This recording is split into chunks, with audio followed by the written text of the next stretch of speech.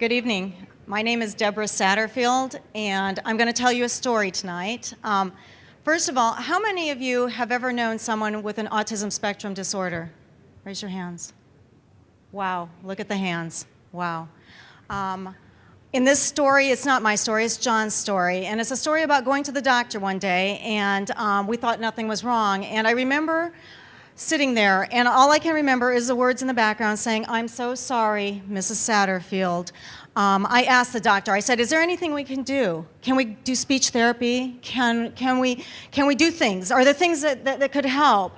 And we tried a lot of things. And the story doesn't end there, because John, is a little boy with a life. And one of the things that we have to remember is that when we work with persons with physical disabilities and cognitive disabilities, they are people first. And it doesn't really matter if it's autism, epilepsy, sensory disintegrative disorders, apraxia of speech, ataxic gait, slow spike wave patterns in sleep, whatever. We actually found out that John didn't have autism. How ironic, because in honesty, it doesn't really matter what you call your cognitive disability, does it? When we realized that we had a problem that wasn't going to go away, we decided to look at it differently. And one of the things that I realized, that as I went through my son through surgeries and through things that he had to endure, I realized there's another way of thinking about disabilities. What if they aren't really disabilities at all? What if ability levels are a spectrum? And what if disabilities are just part of a human experience? And what if people are just naturally unique?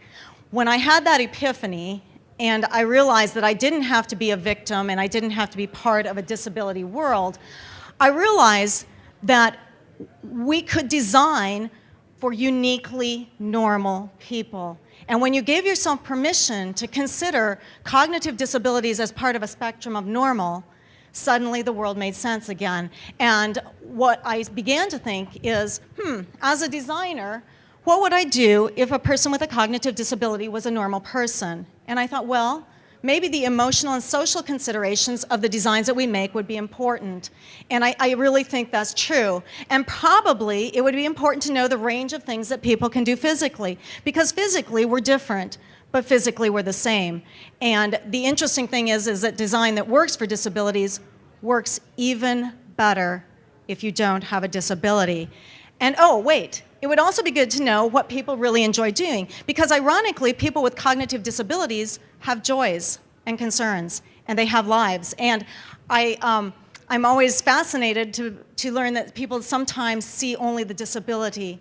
And let's admit it, we want things that make us look cool, smart, sexy, all in front of our friends. When I looked at disability products and services, I realized that they really were substandard in many ways. And so I thought, well, what if people with disabilities want the same things that all uniquely normal people want? And just because they don't necessarily have a voice or have the ability to ask for these things doesn't mean that they shouldn't be offered. One of the most interesting moments in my life is that when I realized one day at school, I saw a little girl with a new wheelchair, and she was sitting in the nurse's station, and the other kids were playing with her wheelchair. And she thought that was the most amusing thing ever. But what I realized also is that this is a very, very difficult problem, and we as designers and engineers are going to have to collaborate. And in these collaborations, we have to think about first, what could we do? So what if we brought together a thoughtful, committed community of designers, engineers, programmers, therapists, doctors, parents, teachers, friends, and citizens? Could we do better? Could we do more? Could we uniquely change the world for uniquely normal people? And I think that the answer here, of course, is yes. But the answer is also that each of us will be one of these people who needs design for cognitive and physical disabilities at some point in our lives. And that's what we need to concentrate on, is that we're not designing for people who are different. We're designing for people who are the same. So I want you to think about this and think about how in the design and the work that you do, can you change the efforts you make to make them uniquely suited to all people, not just those people that we consider normal. Thank you very much.